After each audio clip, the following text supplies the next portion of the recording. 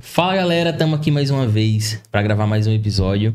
E como de praxe, antes de apresentar o convidado, eu quero agradecer aqui a alguns apoiadores, né? Pessoas que têm sido responsáveis por esse projeto acontecer, por a gente estar aqui mais um dia gravando mais um episódio.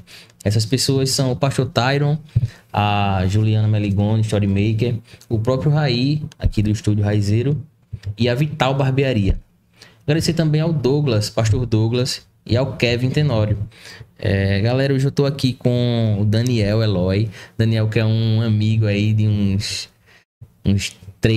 5 anos por aí. Por aí. A gente congregou junto no Ministério Betel, fomos discípulos do Cris. Exatamente. Na célula. E fizemos também um encontro junto, Daniel. Foi mesmo, cara. Você foi. Fizemos um encontro juntos. E aí teve um período que eu voltei, saí da igreja, o Daniel permaneceu. E aí hoje é pastor, velho. E eu fiquei feliz de saber disso. Inclusive soube no dia que a gente tava conversando com o Cris aqui. Eu já sabia que você tava lá em Fortaleza e que você estava exercendo alguma função na igreja, mas eu achava que era mais voltado para música. Inclusive, sou um grande admirador do seu lado músico, Obrigado, do seu lado artístico. Eu achava realmente que você ia enveredar para esse lado. Pois é. Mas foi chamado aí para o pastoreio. Conta aí um pouco dessa história do teu testemunho, né? Porque a gente sabe, eu sei em particular, mas tem uma galera aí que vai se identificar e gostar de saber. Cara, primeiro de tudo, prazer estar aqui. É uma felicidade enorme. A gente fez um encontro junto, é verdade, cara. Aquilo ali mudou minha vida, né? Como você bem falou, a gente foi da célula do Cris, e o Cris, ele participou aqui, né? Pastor Cris. É um grande amigo de longa data. Eu acho que eu sou amigo dele há uns 15 anos. Acho que uns 15 anos. E aí, contando um pouquinho da minha história, eu vou tentar até resumir, né? Sim. Essa parte aí do testemunho. Eu cresci num lar cristão. Eu cresci frequentando a igreja Assembleia de Deus desde quando eu nasci. Fui apresentado na igreja. Meu pai toca guitarra na igreja até hoje. A minha mãe, a famosa baixinha do coque. Minha graça, orou muito por mim. E eu tive essa primeira experiência na igreja, né? E aí minha família sempre foi muito musical, sempre teve muita gente. Meu tio tocava contrabaixo, outro tio toca saxofone, minha mãe cantava no coral, então sempre isso tava na veia, né? E acabou que na adolescência, né, cara, você vai conhecendo o mundo e por você não ter entendido muito bem o que é que você fazia ali na igreja, eu não tive tantas experiências assim, eu acabei indo para outro caminho, né? Foi onde eu me desviei. E aí isso fez com que eu conhecesse o mundo através da música, né? Comecei a tocar muito cedo. E aí nesse meio caminho eu conheci o Cris também, a gente montou uma banda junto, a gente passou muitos anos tocando junto. E num certo período de tempo, o Christian ele se converteu, né? Sim. E aí foi um período onde eu já tava ali muito envolvido com bebida, com droga, prostituição, enfim, tudo que a noite oferece ali. E o Cris, ele se converteu primeiro que eu. E, cara, ele não desistiu de mim, bicho. Não desistiu de mim, assim. Eu lembro que ele falava nas células, antes de vocês passar aí pra célula dele, eu já tava lá e ele falava, tem um amigo meu que eu sempre oro por ele, um dia ele vai estar aqui e tal. Pois é. E assim, eu sou um dos improváveis, velho. Eu sou um dos improváveis. Eu sou aquele cara que quando eu me converti, os caras olhavam pra mim assim e falavam, esse bicho, velho. Não. Esse bicho não. Qualquer pessoa, esse bicho não. Porque assim, eu tava muito envolvido, né? Eu amava a minha falsa liberdade, né? Eu amava aquele ambiente, eu amava tudo aquilo. Porque eu me sentia livre, né? Entre aspas. Me sentia independente. Como se eu estivesse guiando a minha vida, né? Eu que tomar as rédeas disso aqui e eu que vou guiar a minha vida. Só que assim, infelizmente era felizmente, né? Sim. Era uma ilusão. Era uma ilusão. Onde eu percebi que eu tava me afundando cada vez mais. E aí eu tava muito envolvido ali com bebida, com droga, e sem entender qual seria o próximo passo da minha vida. E comecei a me questionar. Tanto que as pessoas falam... Tem muito testemunho de pessoas que tem um encontro com Deus e a vida Mas muda. aí que tá. Quando tu tem esse start pra perceber onde você tava, isso foi de forma natural ou foi através tipo, de autoconhecimento ou foi através do que alguém falou e aí, pô, realmente eu tô fazendo merda? Eu costumo dizer que Deus, ele não manda recado. Mas ele mandou uns recadinhos pra mim. A vida que eu vivia, cara, tipo... Era uma vida muito vazia, né? Onde eu participava de festas, de eventos, eu bebia, enfim, me drogava.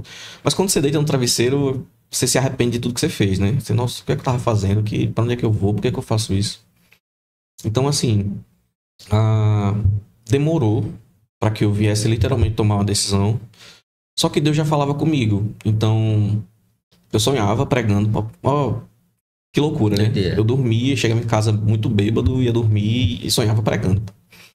E ficava, meu irmão, aqui que negócio, né? Isso ficava me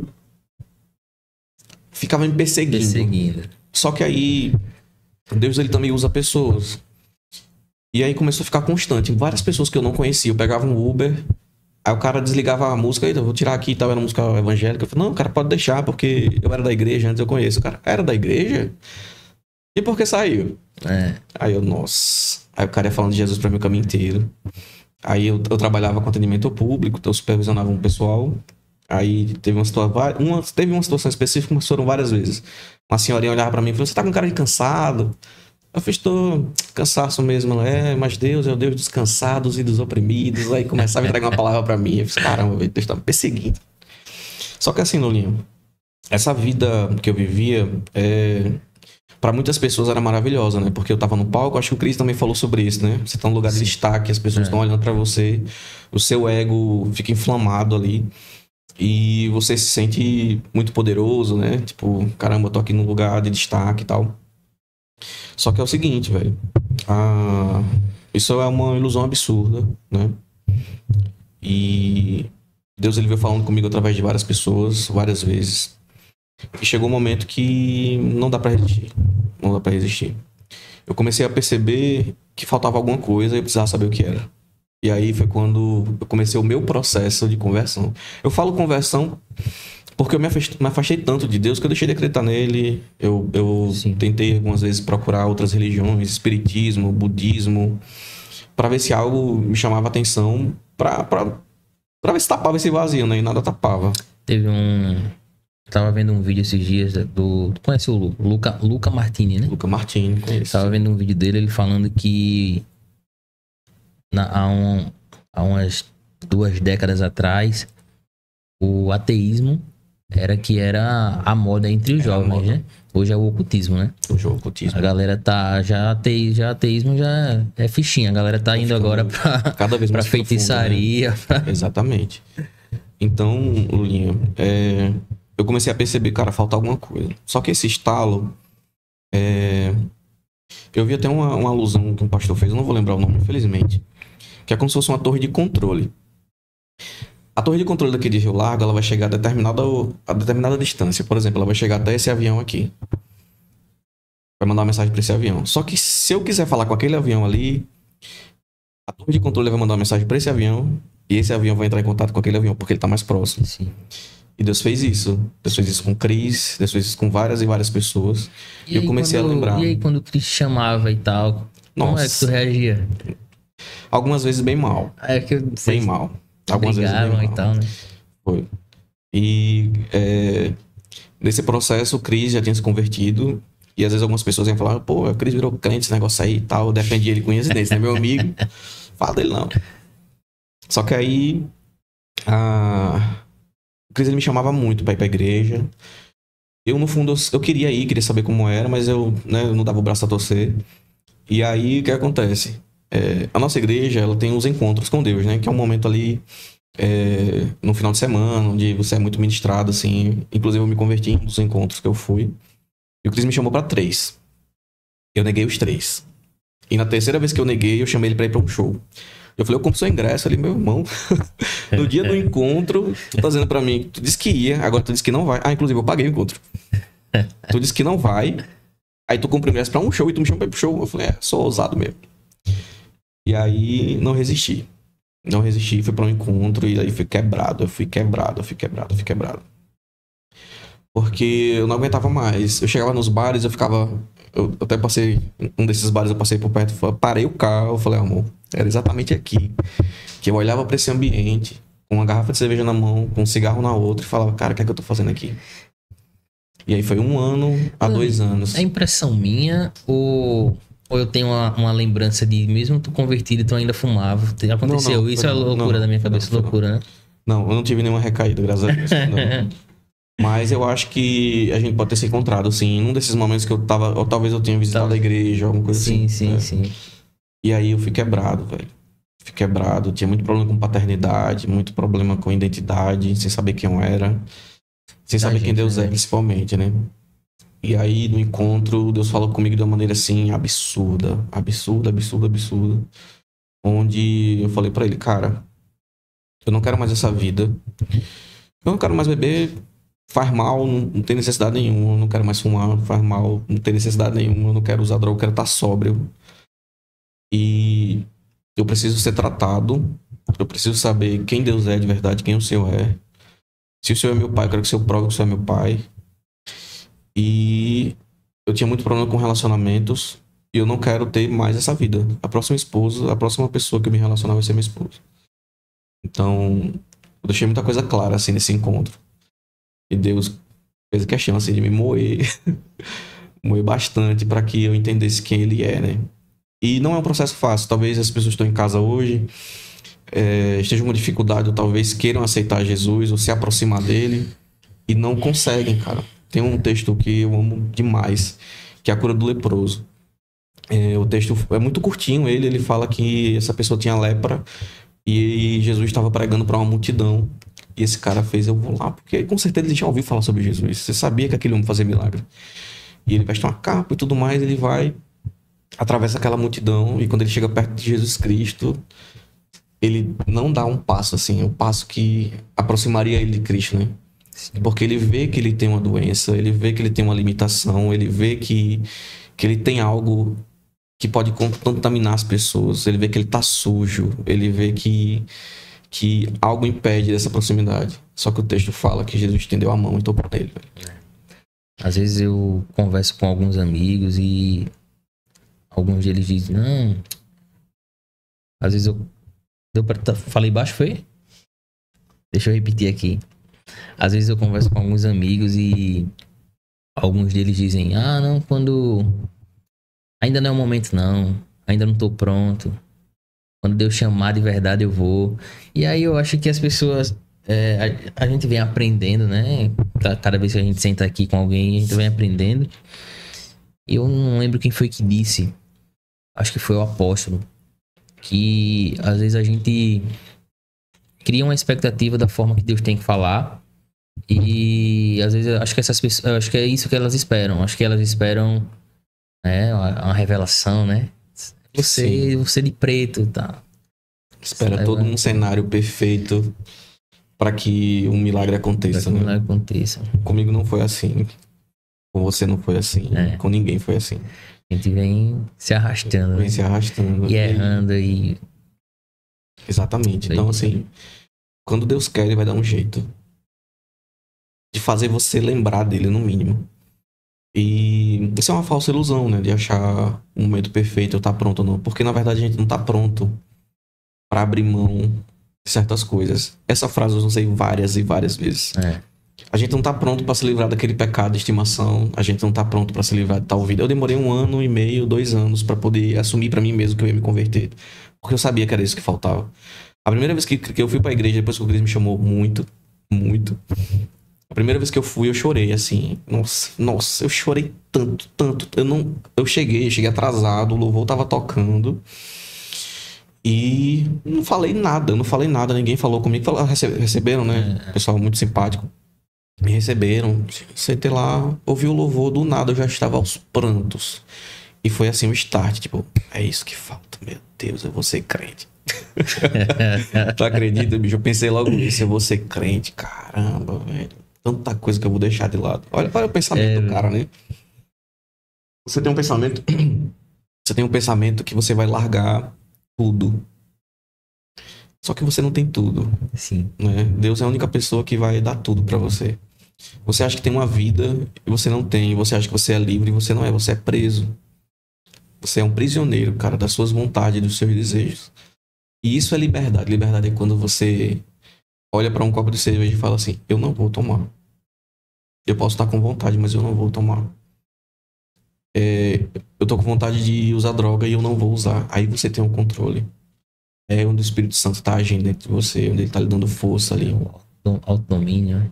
O autodomínio, o é isso. autocontrole, né? O autogoverno. É o fruto, né? Tem as paradas os frutos do Espírito Santo. Exatamente. Você consegue ter a segurança de que aquilo não lhe preenche mais. Você consegue perceber que aquilo não preenche mais. E a partir daí inicia o processo da conversão, né? Onde muitas pessoas não entendem isso. Eu vi o podcast do Chris, que ele veio aqui, Sim. E ele falou que ninguém falou com ele sobre parar de fumar, parar de beber. Sim.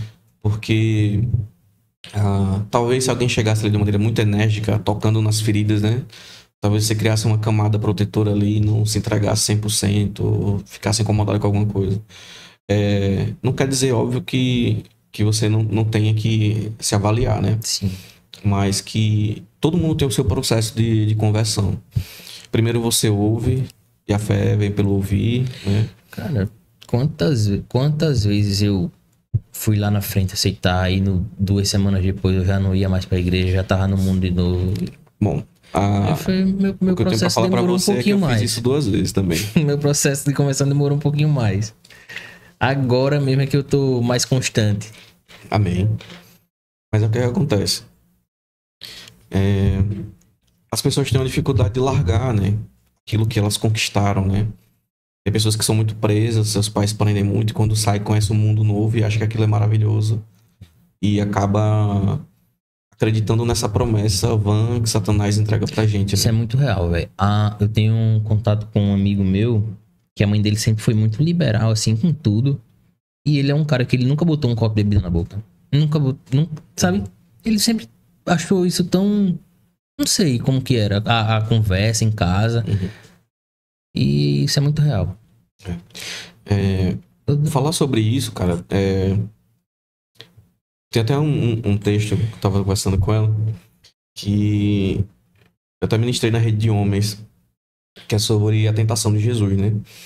Que se a gente perceber, quando Jesus foi tentado no deserto, no começo do texto fala que ele foi guiado pelo Espírito para ser tentado. Então Deus vai colocar você em algumas situações para que você seja testado, né? Só que obviamente a gente tá falando de Jesus Cristo, né? Sim. Então o que acontece? Se você observar bem o texto, ele tem alguns detalhes que são maravilhosos, assim. O primeiro detalhe é que Jesus ele passou 40 dias e 40 noites jejuando, né? Nós cristãos acreditamos que Jesus Cristo ele é 100% homem e 100% Deus. Sim. Ou seja, o seu corpo ali, seu corpo físico, estava moído já, cara. Satanás chega oferecendo o quê? A primeira oferta que Satanás faz é o pão. Por quê? Porque ele encontrou uma necessidade. Jesus Cristo está encontrando... Perdão, Satanás está encontrando uma necessidade em várias pessoas. Aquela necessidade que você não entrega para ele. E é através dessa necessidade que você tem, que você não quer largar, que você não quer colocar nas mãos de Deus, que você faz assim. Tem muita gente que não gosta daquele Deus intrometido, né? Tipo, Deus, eu vou resolver isso aqui, pode deixar comigo. O resto você toma conta, mas isso aqui deixa que eu resolvo. Né? O sorriso já diz tudo, né? Então, nesse momento que Satanás encontra a necessidade, ele viu que Jesus estava 40 dias, 40 noites jejuando. O corpo físico dele, com toda certeza, estava com fome.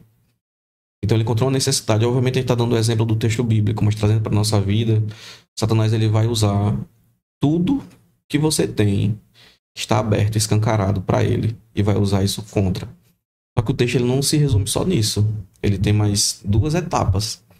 A segunda, quando ele vê que Jesus resiste, ele tenta uma segunda vez, e leva ele pro topo do Sinédrio. Se eu estiver falando errado, o pessoal me corrige, por favor. E na conversa informal a gente acaba não se adentrando a tantos detalhes. E fala que se está escrito na Bíblia que se você se jogar, os anjos vão segurar você. E aí Jesus repreende ele também com um versículo. Só que quando ele começa, Satanás fala assim: se és filho de Deus, Satanás ele encontra uma necessidade na gente. E depois ele vai fazer você duvidar da sua identidade. Se você tem uma necessidade aberta, se você tem um pecado, se você tem uma dor, se você tem algo ali que você não está entregando para Jesus, Satanás vai tentar fazer você duvidar que você é filho de Deus, cara. E aí é nesse momento que se você não tiver força, não tiver apegado a ele, com toda certeza você pode cair. Só que o texto ainda continua, cara. Satanás continua insistindo. Ele encontrou uma necessidade para fazer você duvidar da sua identidade. E no final, ele fala para Jesus que se Jesus se prostrar e o adorar, ele vai entregar tudo para ele, o mundo inteiro, todas as riquezas. Então, Satanás, ele dá uma promessa. Sempre ele vai dar uma promessa. Ele vai achar a necessidade que você tem, ele vai fazer você duvidar da sua identidade. E no final, ele vai lhe dar uma promessa.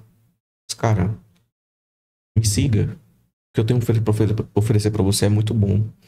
Pode ter certeza que o que eu tenho para oferecer para você vai ser maravilhoso. Pode ser dinheiro, pode ser mulher, pode ser droga, pode ser o que for. Eu vou encantar os seus olhos, porque eu já fiz você duvidar quem você é. Obviamente esse texto mostra que Jesus Cristo ele não caiu, né? Ele não pecou. Só que tem um outro detalhe nesse texto. Todas as vezes que Satanás ele vai tentar Jesus, ele usa um texto bíblico. Você já reparou? Então Satanás ele vai usar a própria palavra, cara, para tentar convencer você e fazer você duvidar que você é filho de Deus e pecar. Então, hoje muitas pessoas vivem da experiência do pastor, vivem da experiência do líder. As pessoas não leem a Bíblia, as pessoas não têm interesse de ler aquele texto que foi dito no domingo, as pessoas não têm interesse em abrir a Bíblia. Isso aqui é uma das que eu tenho, já tem um bocado de coisa marcada aqui. Eu tava, no último episódio agora, a gente tava conversando com o presbítero Êxodo, ele é da Assembleia. E aí ele falou uma parada que é bem, realmente, eu acho que combina com, que casa com isso aí que você falou. Que tem uma parte, um trecho na Bíblia que fala: se crerdes e obedecerdes, comereis o melhor dessa terra. Aí a gente só foca no comer o melhor da terra, né? A gente já não crê, já não obedece. E é isso aí, a gente vive a gente vai no domingo ali, pega, se emociona, tal, e acabou. Eu não falei no começo, né? A gente começou com o testemunho e acabou pulando algumas etapas, mas quando a conversa é boa é assim mesmo, né? Depois da minha conversão, eu fui para o Ceará. É isso que eu ia te perguntar. Como que foi isso aí? Porque eu lembro bem. A gente tava acho que tava numa célula e aí disseram: você vai ter despedida do Dani, vai pro Ceará, vai pra Fortaleza. Então, fiquei sem entender bem. Foi. Conta um pouco aí dessa. Também fui pego de surpresa. Cara, tem muita gente que deseja e almeja muita coisa, né? Sim. Eu quero ir pra África fazer missão. Eu quero ir pros Estados Unidos estudar teologia. Eu quero ser pastor. Eu quero.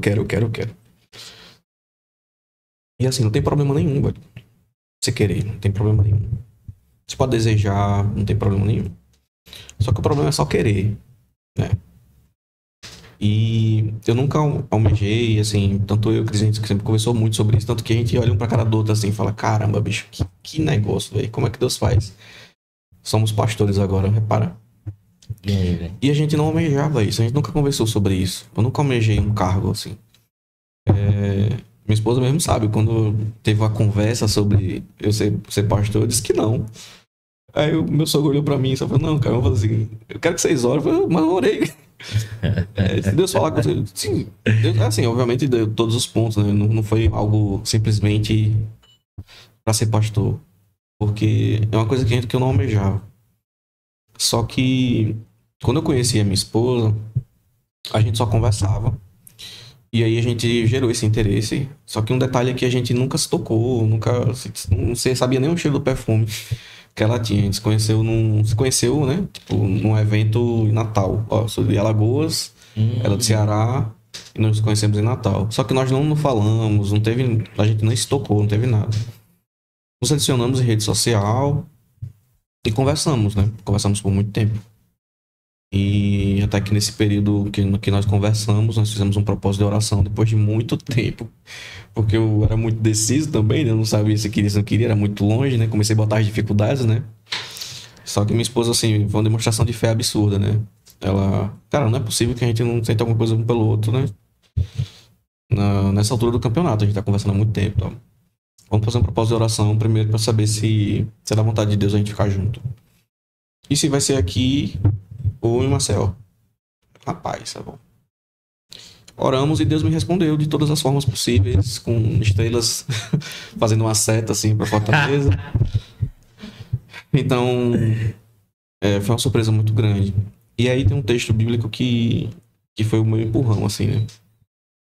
Porque, antes de tudo isso, o Jordan, que ele veio pra cá também, é uma pessoa que eu amo demais. Aquele cara. É uma bênção. Ele começou a contar os pequenos milagres que Jesus fez na vida dele, né? Os pequenos. E eu lembro que minha oração era assim, nossa Deus, eu não posso ter inveja dessas coisas, né? Mas tipo, que o Senhor também tenha poucos... Ah, obrigado. Que o Senhor... Eu quero viver isso aí também, Deus. Os pequenos milagres aí também aconteçam. E eu não pedia nada direcionado assim, ó, eu quero ir pra tal lugar e fazer tal coisa, né?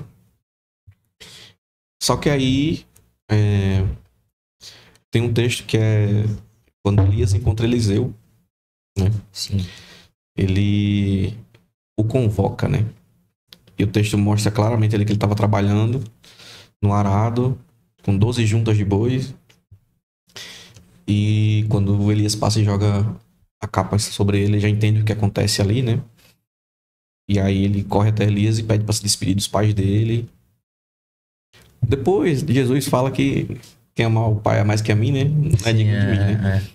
Mas assim, Deus não veio para acabar com a lei, né? Jesus veio para aumentar o nível aí. E aí o que acontece? Essa palavra, ela diz claramente que se você é chamado, você precisa esquecer tudo. Você precisa apagar todo o seu passado, abandonar tudo. Né, e nós oramos uma semana. Doideira, viu? Oramos uma semana e uma semana já tava claro, assim, tipo, pra ir pra lá. Só que Deus não falou pra mim que, tipo, ó, Daniel, você vai pra lá porque você vai ser pastor, porque vai ter uma juventude. Não. E outra, depois de uma semana eu terminei com ela, viu? Eu fiquei com tanto medo, ela tá rindo. Eu fiquei com tanto medo do que eu tava recebendo ali. Eu não quero, é longe, minha vida toda aqui. Nossa, não. Combina comigo, sei que eu gosto dela, que tem um sentimento absurdo, mas assim, não sei, não vou tal. Só que o texto fala claramente que depois que Eliseu ele fala com Elisa e se despede dos pais, ele toca fogo na carroça. Ele queima as carroças dele. Tem até uma música do Moraes, né? Ele queima as carroças dos bois, mata os bois e faz uma churrascada. Cara, isso quer dizer que quando Deus chama você, não interessa o seu passado. Abandone tudo. Todos os discípulos abandonaram tudo. Lá no começo da Bíblia, Abraão só recebeu o direcionamento, abandonou tudo. Caramba, Deus, eu orei tanto para viver esses milagres. Eu orei tanto para encontrar uma esposa. Eu orei tanto para que eu tivesse mais intimidade contigo, para que o Senhor falasse comigo todos os dias. E o Senhor aprontou uma dessa comigo. Enfim, depois de uma outra semana, resumindo, obviamente, né? Sim. Decidi ir pra Fortaleza, falei com meus pais. A única pergunta dos meus pais foi assim: você orou? Orei. Deus falou com você? Falou. Só vou sentir saudade. Cara, eu tenho uma lembrança muito boa do teu pai. Foi Seu Daniel. Uma dessas células que ele foi lá. E aí ele teve não sei se... Acho que foi o Cris deu uma oportunidade pra ele falar alguma coisa. E ele falou de você de uma forma tão linda que todo mundo chorou ali naquela célula. Pô. Teu pai é muito querido, né, não, velho? Meu pai é muito querido. E meu pai não sabe disso até hoje, né? Não sabe porque eu não falei, mas no meu encontro eu recebi uma mensagem dele, né? Dizendo que amava o tom da minha voz. Caramba, bicho, isso mexeu comigo, ó. Porque se você estiver numa multidão, velho, e a sua esposa gritar Lulinha, você vai saber que é ela pela voz. Pode ter um monte de gente, você vai saber, você vai lá na hora. E aí, tipo, a relação que eu tive com meu pai durante um certo período foi meio conturbada, né? Na adolescência, ele se separou da minha mãe nesse período, então eu não entendia muito bem, né? Eu me sentia abandonado e tal. Então nossa relação teve muitos altos e baixos. Então, depois que eu fui para o Ceará, eu entendi que eu não fui para lá só para ser pastor, entendeu? Eu aprendi sobre paternidade, eu precisei ficar 1.000 quilômetros de distância do meu pai para saber que meu pai estava comigo, que ele me amava. Eu resisti muito ao que Deus queria fazer na minha vida e Deus me pegou de jeito, assim. Leia um livro, O Deus que Destrói Sonhos. Só um adendo aí, galera. É o... Do Rodrigo Bibo. Eu comprei dois. Dei um pro Cris. Pronto, e fiquei com pode outro. ler, é maravilhoso. Você está em casa aí. Ele já lançou outro, né? A capa é um sorvetezinho caído, né, no chão. Ele fala sobre discípulos, sobre paternidade. Uma partezinha. E aí, assim, chorei muito. E é quando você entende, falando, poxa, velho, Deus ele vai tirar você de certos lugares para você alcançar outros lugares. Pra ele falar com você de uma forma diferente. Água com gás. Pra falar com você de uma forma diferente, tratar certas coisas que no ambiente que você tá não vai ter condições. Vai ter muito barulho. Vai ter muita distração. E Deus me tirou daqui pra me tratar também. Sim. Existem várias lacunas. Todo mundo está no processo da salvação. Todo mundo está no processo da conversão ainda. Então, tudo que eu passei nesses 2 anos e meio, propósito de Deus, cara. Não tem como explicar. Hoje eu tenho um filho de 10 anos. Sou pai, eu sou filho de tive um problema com paternidade, eu sou pai de uma criança de 10 anos. Me casei, assumi a liderança de uma juventude, virei pastor. E tipo assim, para algumas pessoas pensam, eita bicho, aí, que massa, não sei o que. Mas cara, quem vive isso é só Deus, velho. É só Deus. E assim, voltando ao texto, eu precisei abandonar muita coisa aqui. Eu precisei abandonar a minha vida. Minha faculdade deu errado quando fui pra lá. Eu tava me formando em psicologia. Eu lembro disso. E eu amava isso. Talvez eu amasse isso demais. Né? Não vou culpar Deus, obviamente. Né? Mas eu tive muitas perdas. As pessoas olham pra nossa história e falam, nossa, que história bonita. Vocês namoraram à distância. Tem alguns... Eu tava ouvindo esses dias um louvor que fala... sei o que, sobre Deus vai tirar teus sonhos do papel e tal. E às vezes isso causa uma confusão na gente, né? Porque a gente tem sonhos. E aí... E aí a gente escuta um louvor desse que alimenta isso, né? Pô, Deus vai realizar esse meu sonho e tal. Mas às vezes não tá alinhado com o desejo dele pra nossa vida, né? E... é uma doideira. Porque... eu acho que é como você tá falando, a gente não tá preparado pra deixar tudo, velho.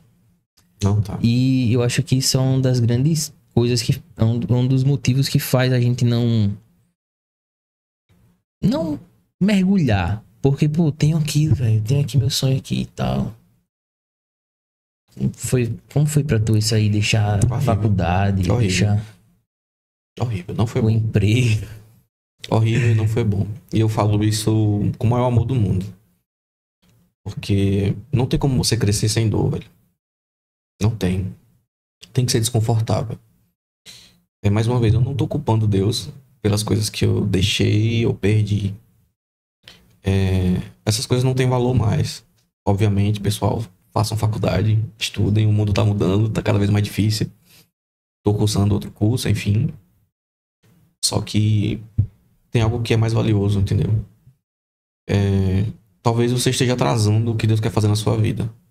Segurando isso, que não é pra segurar mais. O livro Deus que Destrói Sonhos, ele traz muito uma realidade pra gente, mostrando que a sociedade ela crê muito num Deus abençoador. Sim. Você acabou de falar, tem pessoas que ouvem uma música falando sobre os seus sonhos que Deus vai realizar. E Deus vai realizar, cara. Deus realiza o desejo do seu coração.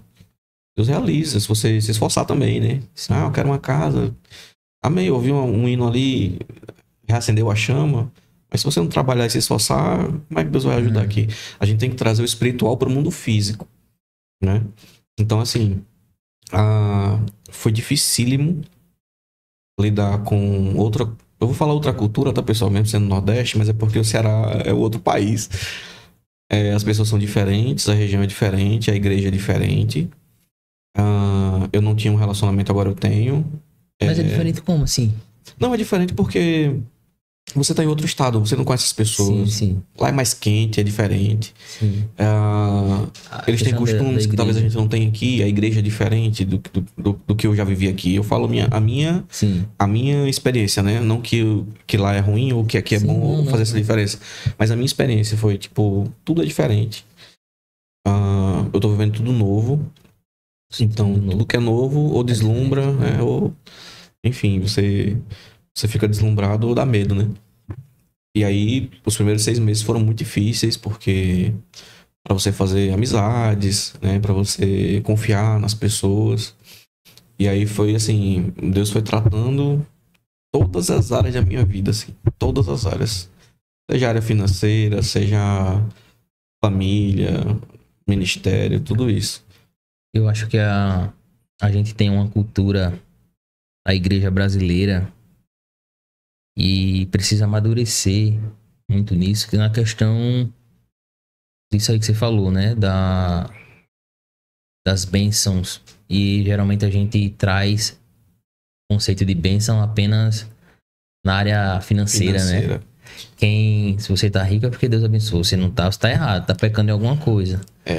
E é uma doideira isso no meio evangélico ainda, velho. Pelo que eu consigo notar, assim. Sim. Tem que conhecer a Deus, cara. Tem que ler a Bíblia. Tem que ler, tem que conhecer. É uma imaturidade, né? A gente crê só que Deus abençoa e que existe só o lado bom do evangelho, né? De ser cristão, né? Mas deixa eu te perguntar. Eu tenho certeza, né, que nesse período você passou por algumas tentações e dificuldades, assim, tu consegue, e desafios, né? Tu consegue trazer um pouco deles pra... Nesse período em Fortaleza? Tanto Fortaleza quanto da conversão. Da conversão, da caminhada, né, no geral. Sim. Como eu falei, existe um processo, né, pra todo mundo.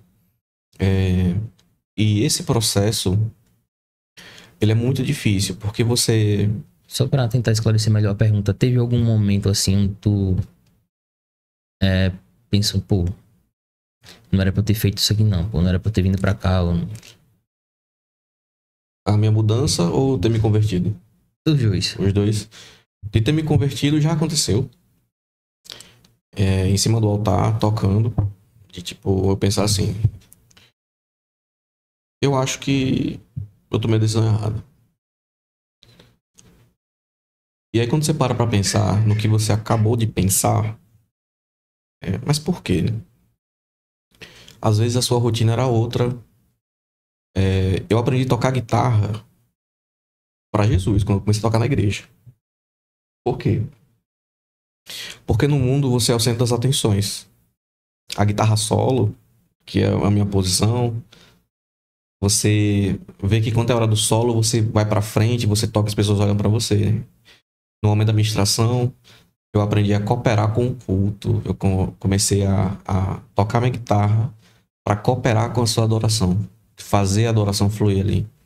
Então, eu recebi um choque muito grande de, tipo, chegar na hora do solo da guitarra e o ministrante fazer assim, ó. Nossa. O seu ego é ferido, velho. E as pessoas acham que pode ser uma coisa simples. Mas se você, como eu falei, existe todo um processo, né? Eu comecei a passar por situações assim onde eu não entendia. Então, isso era resquício ainda do velho homem, né? Então, todas as pessoas que se convertem, elas passam por um período e um processo. E aí, o que é recomendado nesse momento? Você ter uma pessoa perto, você ter uma liderança, uma pessoa ali que seja coerente, né, com o que ela fala e o que ela faz, para que possa lhe ajudar a tirar algumas dúvidas. Todas as pessoas que se convertem, cara, é muito difícil lidar com esse novo estilo de vida, né? se lidar com o evangelho e você viver o evangelho. Porque não é fácil. Você tem que lidar com tentações o tempo inteiro. Sim. Se você não tiver ali revestido de toda a armadura, você não consegue passar por essas tentações. Como eu bem citei no texto de Mateus 4, onde Jesus é tentado, Satanás tentou até com a própria palavra, né, fazer Jesus duvidar da sua identidade. E ele está fazendo isso com a gente o tempo inteiro. Se você não tiver um bom discernimento ou pessoas muito boas ao seu redor, todas as pessoas que passaram aqui, eu bebi dessa fonte. Né? Isso me lembrou de uma situação, eu não vou especificar a situação, mas, como você falou, né? Satanás ele usou da própria palavra para tentar ludibriar a Jesus. E às vezes, gente da própria igreja, da própria célula, tenta, talvez até de forma inconsciente. Ela não tenta, mas ela vem e fala alguma coisa e você tem que estar com o coração muito ligado para não deixar absorver isso e transformar isso numa raiva de alguém, não comprar partido e permanecer, né? Lurinha, você já tomou antibiótico? Já. Então, eu vou fazer essa analogia aqui. Quando você toma um remédio para uma doença muito grave, você não pode interromper. Eu já tive o prazer de estagiar no Veredas. Sim. E os pacientes que precisavam tomar antibiótico, ele não podia parar de tomar. Ele precisava tomar uma dose de 7 dias para que o antibiótico fizesse efeito. Senão a doença não vai parar. A oração é assim, é um antibiótico. O seu momento com Deus é um antibiótico. É ali que você está se fortalecendo. Eu sei que é uma alusão, né, boba, mas que talvez venha trazer uma claridade para quem está ouvindo. Essa situação que você falou acontece sempre. E se a gente não tiver forte ali, porque a gente está começando a conhecer Jesus, a gente está começando a viver essa nova vida. Só que a gente está começando. E aí é esse período que é muito bom você estar perto de pessoas que possam lhe ajudar a tirar suas dúvidas. Porque, ainda não está... O grande problema é que ninguém se acha uma pessoa. Então, você não faz... Às vezes a pessoa que tá fazendo um comentário, que de repente... Ela não tá fazendo pra, tipo... De forma consciente, assim... vou plantar isso aqui. Só que se você não tá com a cabeça boa... Se você termina... eu não vou mais não pra essa célula, isso aconteceu. Eu não vou mais não pra igreja, isso aconteceu. E aí muita gente acaba, né? Saindo, desistindo do chamado. É doideira, meu irmão. Pois é. Isso é uma situação que o texto de Josué fala assim. Primeiro capítulo, que tem uma frase que é muito usada nas redes sociais. Seja forte e corajoso, né? Acho que minha esposa tem até tatuagem, né? Tem. Neymar já puxou isso umas 300. Essa poxa é isso. Se você ler o primeiro capítulo, ele vai dar um direcionamento, Deus vai dar um direcionamento para Josué, que ele vai começar a assumir agora Deixa eu ver.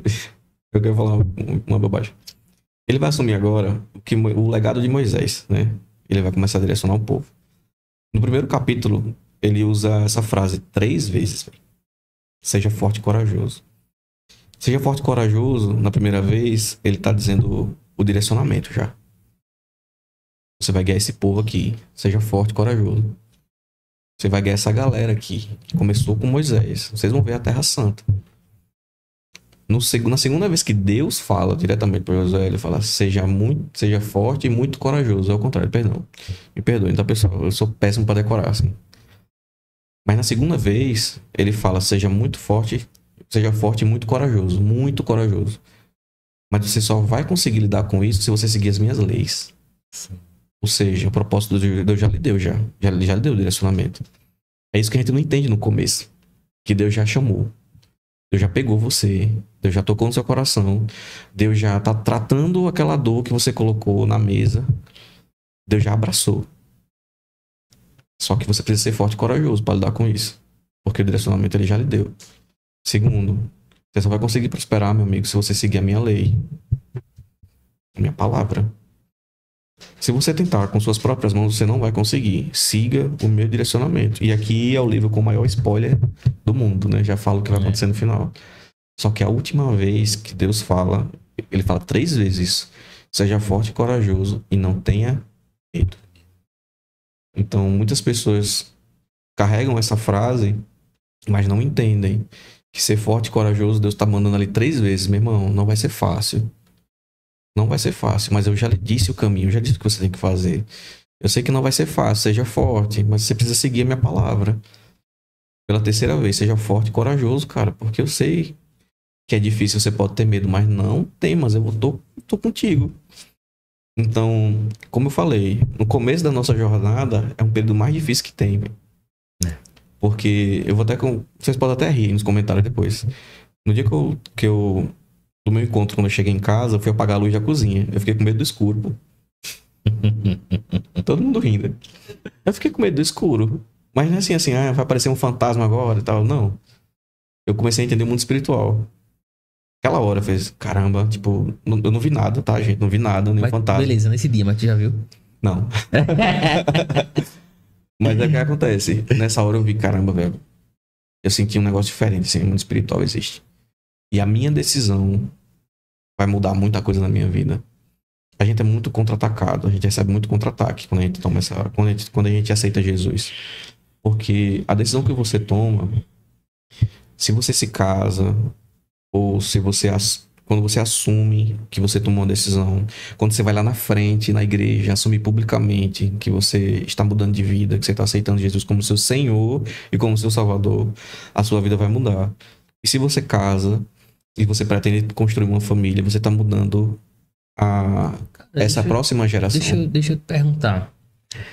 Eu vou casar agora. Tá. Daqui a, sei lá, uma semana, dia 29.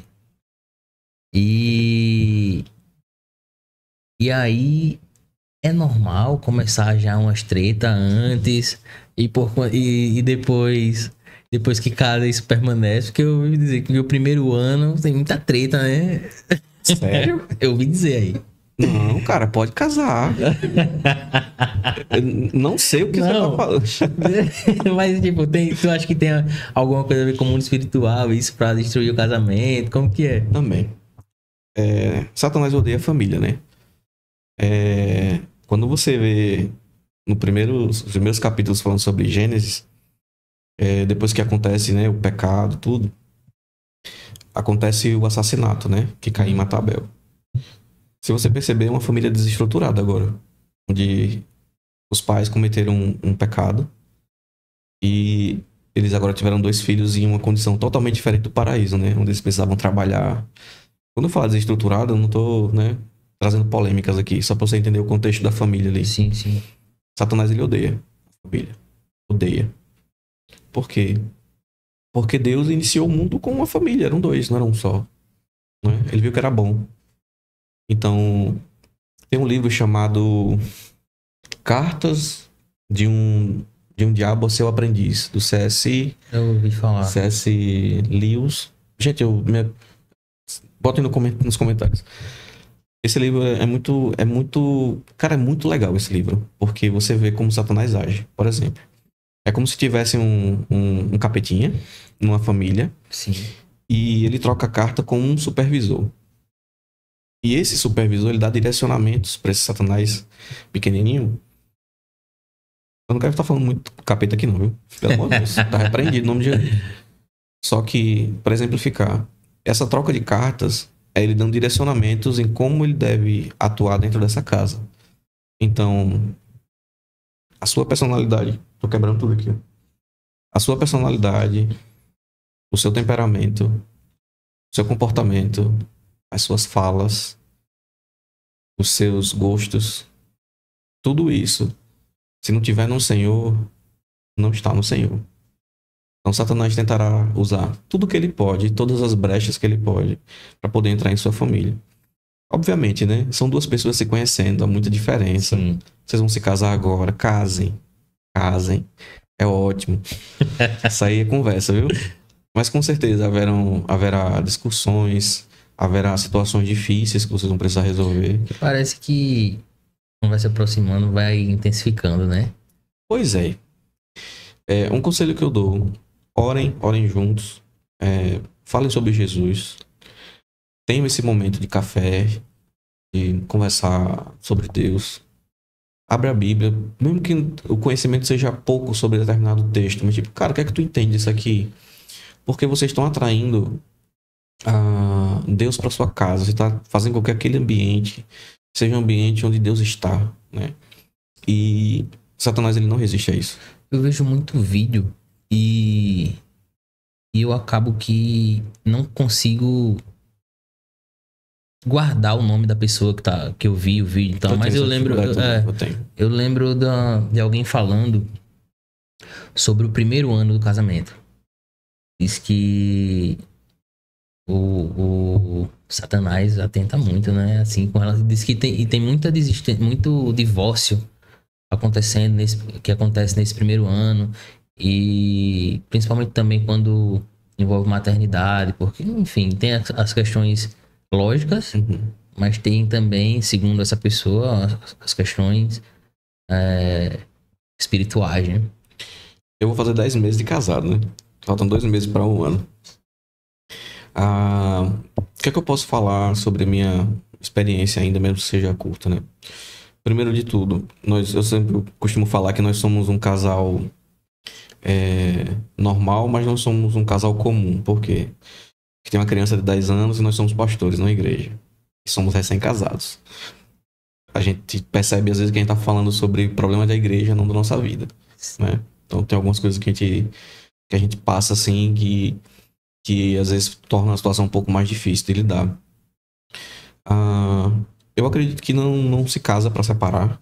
E assim como você aceitou Jesus, como você recebeu Jesus como seu Senhor e Salvador, você também decidiu se unir a uma pessoa. Sim. E quando é decisão, é decisão. Não tem volta. Para mim não tem volta. A vida do cristão, ela sempre vai ter tribulações. Se você é cristão e você fala assim, não, tá tudo numa nice, tá perfeito, cara, tem alguma coisa errada. Porque assim, são 2 mundos diferentes, cara. São 2 pessoas com costumes diferentes, com criações diferentes, que vão entrar na mesma casa e conviver juntos ali. Mas primeiro, precisa entender que Deus ama a família, então Deus está na minha casa. Você precisa entender que você ama sua esposa também te ama e decidiram ficar juntos. E que agora vocês não são 2, vocês são um só. Vocês vão precisar aprender a conviver. Ou você acha que eu e minha esposa, nós não nos desentendemos várias e várias e várias vezes. E chegar no culto pra pregar, sorrindo. Então assim, sim, se vocês... Eu acredito que Deus une propósito, né? Se Deus está unindo um propósito ali, qual o dever de Satanás ali? Ele vai tentar fazer tudo para poder quebrar isso. Então, a vida de vocês precisa estar em santidade, precisa estar em oração, vocês precisam ter amigos casados também para poder conversar sobre. E desistir não é uma opção, nem a última opção. Eu acredito nisso. Acredito que como cristão, nós devemos acreditar nisso, né? E sim, o primeiro ano realmente é delicado porque você está se adaptando, né, a uma nova rotina, a dividir do mesmo local com outra pessoa. Realmente vai ter alguns embates, sim. Isso, acho que tem... Já deu tempo, foi, Ju? Aproveitar esse tempinho que ainda tem, acho que ainda tem 5 minutos. Queria que tu deixasse um recado específico aqui, direcionado, olha aqui olhando na câmera. E pra gente poder encerrar, deixa aí um recado pra galera que tá assistindo, pra galera que pode ser tocada através desse episódio aí. Pois é, né? Pessoal, vocês estão vendo aqui um improvável. Eu tinha tudo pra dar errado, né? Segundo os parâmetros da nossa sociedade. Eu tinha tudo pra ser um usuário de drogas, pra ter problema com álcool, pra não ter família, e ser mais um na estatística, né? Mas depois que eu encontrei Jesus Cristo, a minha vida mudou. A minha vida mudou da água pro vinho. E talvez, se você tiver alguma dúvida, se você pensa em desistir, procure uma pessoa que fale de Jesus pra você. Às vezes falta só aquele passo, igual a história do homem com lepra que eu acabei de falar aqui nessa conversa. Às vezes falta só esse passo, às vezes você tá se vendo como um pecador, como uma pessoa incapaz de receber tanto amor, mas Deus te ama. Pode ter certeza que todas as pessoas que se encontram com Jesus Cristo, a vida é transformada. A própria palavra fala que venha como está, né? Vá do jeito que você está, mas pode ter certeza que depois que você se encontrar com Jesus Cristo, é impossível você ser a mesma pessoa. Que Deus possa tocar o seu coração nesse momento. A gente não sabe quem está ouvindo, até onde essa mensagem vai chegar, mas que em seu coração o Espírito Santo testifique que é a hora de você mudar sua vida, de você sair desse caminho de perdição, desse buraco que você se encontra. Eu sei que pessoas que usam drogas, pessoas que têm problema com álcool, pessoas que vieram de família desestruturada, guardam resquícios muito, muito pesados que impedem muitas vezes a gente dar um passo à frente. Mas Jesus está te chamando agora. Jesus tem um propósito para sua vida. Ele tem algo novo para você. Pode ter certeza que você vai ser muito mais feliz. Você vai ser uma pessoa onde as pessoas vão olhar para você e não vão reconhecer, porque o brilho do Espírito Santo, com toda certeza, estará em seu rosto. Em nome de Jesus, repreendo todo o mal que chega sobre sua família. Repreendo todo tipo de situação que venha prender seus filhos, doenças que venham atacar sua casa, sua família. Que em nome de Jesus a transformação vai chegar, a libertação vai chegar. Amém. Amém. É isso, pessoal. Agradecer a cada um de vocês que estão assistindo mais um episódio aqui, nos aturando. E agradecer aos patrocinadores mais uma vez, a Juliana Meligoni Storymaker. Se você tem uma empresa ou vai fazer um evento, fala com ela aí, tem o Instagram dela aí, fala com ela é desenrolada. Tem o Raí aqui do estúdio Raizeiro. E tem o Pastor Tyron, velho. Como é que eu ia esquecendo o Pastor Tyron? Pastor Tyron que sempre apoia a gente aí, o Vital da Barbearia Vital. Ó, o Daniel com a barba alinhadinha aí, isso é Vital, viu? E o Kevin Tenório, grande amigo aí que sempre ajuda para poder isso acontecer. É isso. Galera, valeu. Tamo junto mais uma vez. Tchau, tchau. Deus abençoe. Dani. Amém, irmão.